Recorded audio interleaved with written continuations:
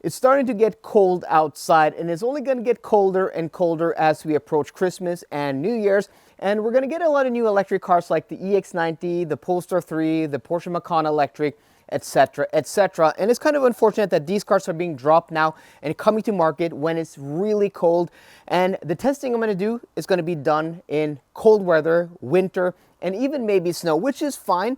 But I also want to try to do summer testing for you guys, because there are a lot of people, who are interested in what the ranges of these electric cars are going to be in summer. And you want to know it now and not in like 7 or 8 months. And that's why I'm trying to organize a trip to warmer weather, preferably California, because I can get my hands on all of these cars and even test cars you guys have over there in the US that we don't have here in Europe that you guys maybe want to see.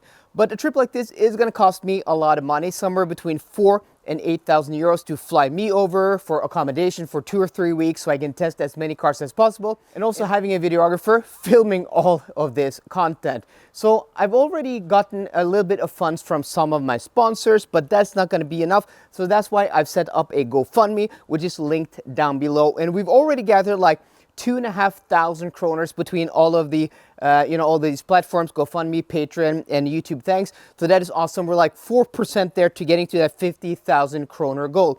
So guys, if you want to support this trip, if you want to support this project, 5 euros is awesome. 10 euros is even more awesome. And if you guys want to give more, well, I appreciate it, because every penny, every euro cent, every euro, every kroner is going back into this trip. So if you want to support me, there will be a link in the description box down below. Thank you very much.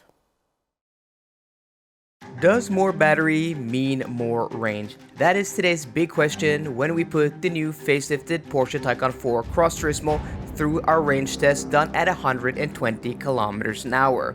The new Taycan with its facelift has gotten a bigger 97 kilowatt hour usable battery, but things aren't as straightforward with the new Taycan. I'll explain that later. But how much more range will this new Taycan get? Well, that is what we're going to find out today. About a year ago, we had already experienced snow, and it was really cold outside. So I'm happy to report that the conditions in the fall of 2024 are actually pretty decent. Between 8 and 10 degrees Celsius outside today, dry roads, sunny skies, and barely any wind, a push in the northward direction of about 1 meter per second. And yesterday, guys, we had like 14, 15 degrees Celsius, same type of conditions. And in the upcoming few weeks, the forecast says it's not going to get colder. We're going to have pretty much this weather, and that is a nice report. I'm happy about that weather. So there's no cold weather, no winter, no snow in sight yet. So it's going to be interesting to test this car in the upcoming week to see if it is more efficient than the pre-facelifted version of the Porsche Taycan 4 Cross Turismo. At the end of the video, we're going to compare the results of a range test we did about 2 years ago with a car that is similar spec to this, same wheels and tires, and which is also a 4 Cross Turismo, which was my own private vehicle. So I'm curious to see if we're going to get lower consumption today. Though under that test, it was a little bit warmer outside, upwards towards 13 degrees Celsius. I don't think we're going to see that today, maybe 10 or 11 at the maximum. But after about 10-15 minutes on the road, our average consumption is at 23.5 kilowatt hours per 100 kilometers. But in the beginning of these tests, the consumption is always a little bit high, and then it tends to drop off a little bit. So we're going to continue on now for about 45 minutes until we get to our turnaround point, and then I'm going to update you guys with the consumption when we get there. It would be superb if we just had weather like this every day, but maybe then I wouldn't appreciate it as much. Who knows?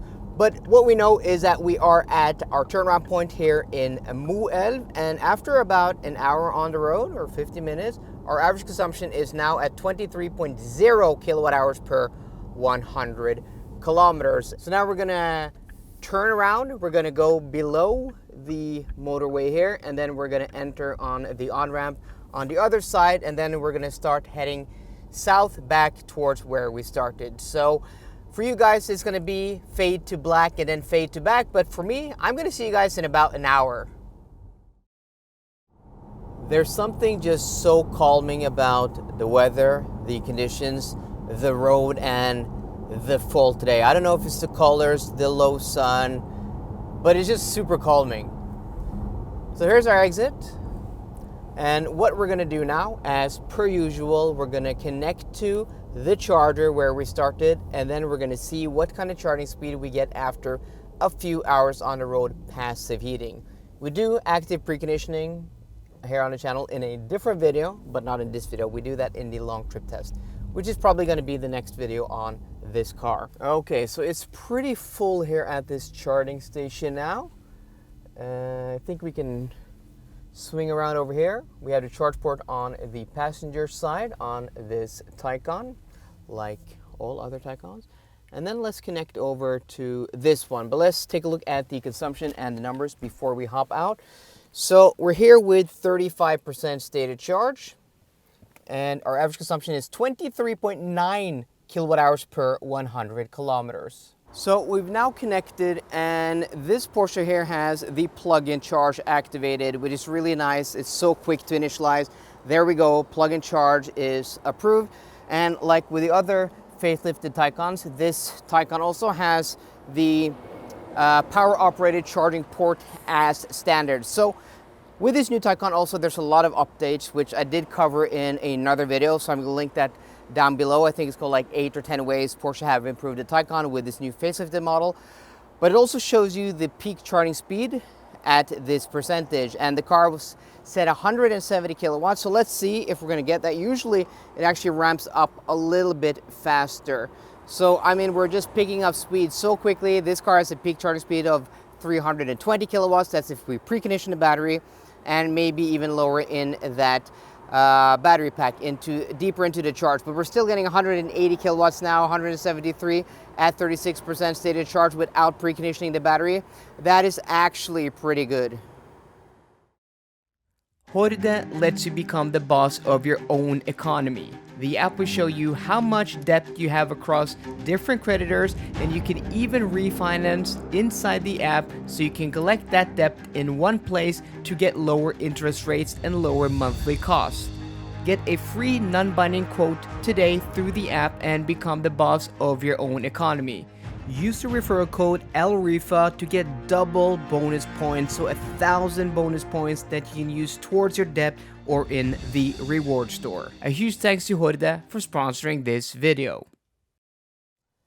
Now let's take a look at the results and do some calculations. So what we normally do in these tests is that we take the usable battery capacity of an electric car. So that's the capacity available between indicated 0% stated charge and indicated 100% stated charge, according to the car.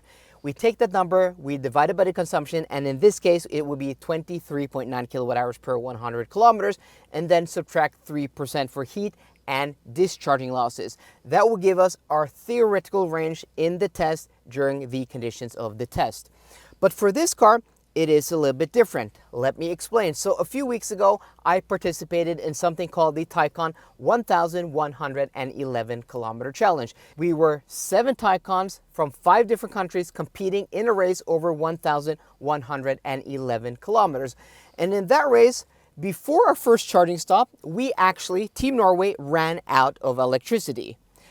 We had to almost push the car back to the charging station. We stopped about 100 meters from that charging station, and we were able to push the car, like reset the car and then go like 2 kilometers an hour.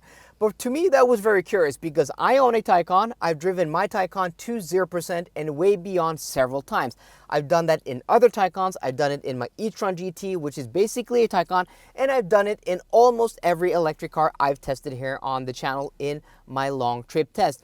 And the reason for that is below that indicated 0% stated charge in just about every electric car, there is something called a bottom buffer. So like in an internal combustion engine car, once you hit empty on the meter, you still have a little bit of fuel in the system, in the tank to get to a gas station.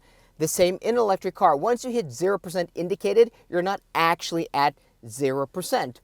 But with the new Taycan, they've changed this because we didn't only run out of electricity once, but we almost did it twice. Like we were so close to doing it the second time. And to me, that was so curious that I asked one of the product managers at Porsche called Mike. He's responsible for the electric lineup at Porsche, for the PRs and communications. I'm like, Mike, what happened? I have so much experience with Taycans, but we ran out of electricity twice. And he said, well, with the new facelifted Taycan, they've changed the strategy of the battery pack and what's available.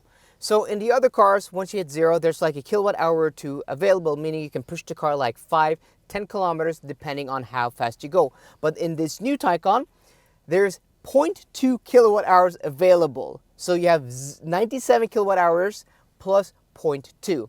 So for this to be fair, I don't think we can, use the numbers we usually do. I think it's just fair to put a buffer of at least 1.5 kilowatt hours, meaning that in my test and in my list, the usable capacity of this car is 95.7, because that gives us a buffer of 1.5 kilowatt hours. So if we take that number, we do the calculations, that gives us a theoretical range of 388 kilometers, which is 40 kilometers more than the pre-facelifted Taycan I tested a few years ago, my own private vehicle. And that is not that much more, because the battery pack is like, I don't know, 12% bigger. That is like a little more than 10%. And that is because the consumption today was actually a little bit higher.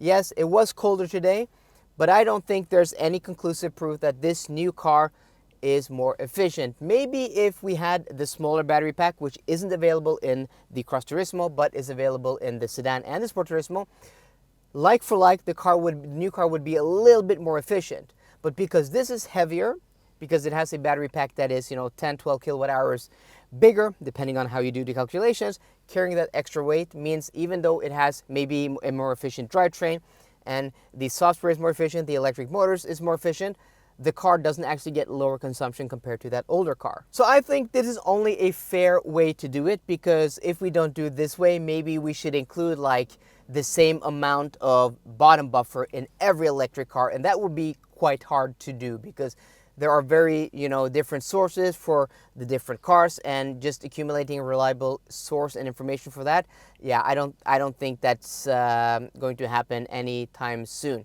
But I think going down to 0 is a reliable way, at least to measure these cars. Well, except for this car. Maybe we'll have to change the procedures in the future, but for now, I think correcting for the cars that actually don't have much of a buffer below 0 is the correct way to go. But if we see more and more cars changing the strategy like Porsche have done, well, we may have to change the testing procedure. So I'm a little bit disappointed by the results today. I was hoping that this car would be, noticeably more efficient than the old car, but it really isn't. It really isn't. So guys, let me know what you think, and I hope you enjoyed today's video. If you did, please drop me a thumbs up down below, and for more car content, as always, please subscribe. See you guys later, and goodbye.